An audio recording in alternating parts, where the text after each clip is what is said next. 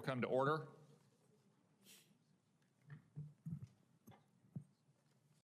What assurances can you provide to this committee and to the CIA workforce that you will resist efforts to fire or force out career CIA employees because of their perceived political views or somehow their views of loyalty to the president?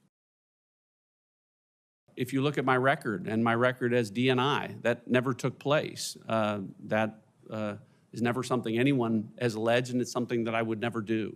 So I would approach this position very much the same way and provide the same assurance. If you were to receive credible evidence as the director of the CIA that an individual was undermining objectivity and furthering a political agenda in the intelligence community, would you remove or discipline that person? Yes. Will you or any of your staff impose a political litmus test for CIA employees? No. Anomalous health incidents, also known as the Havana syndrome, have been a serious and persistent problem within the intelligence community. My pledge is to look into it, but to work with you to try and obviously, we need to know if we have an adversary that is using a weapon against our people, and I look forward to my ability to look at that intelligence for myself.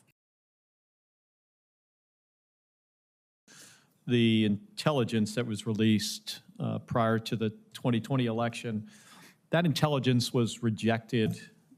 First of all, it was before I was on the committee, but my understanding is it was rejected by Democrats and Republicans on this committee as having no factual basis, and it put Russian disinformation into the public sphere.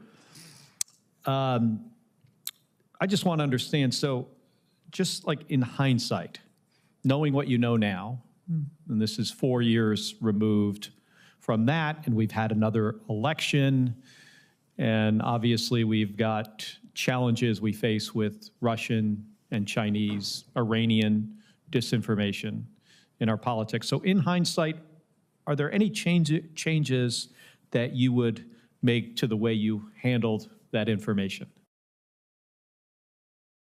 I certainly don't think I did everything perfectly in terms of making decisions about every issue that relates to, I'm talking generally, but I talked about my record in terms of how I approach these things and how, in terms of speaking truth to power, which sometimes includes declassifying information. Most of the things that I've done, Senator, aged very well. Michelle, thank you for being here. Thanks for your leadership. Thanks for your sacrifice and what you have already done to be able to serve the nation. We really appreciate that. That is a tremendous sacrifice to serve. In these dangerous times, our intelligence agencies haven't anticipated major events or detected impending attacks. In just the last few weeks, the members of this committee and, I presume, the President had no forewarning of the New Orleans terrorist attack or the collapse of the Assad tyranny in Syria.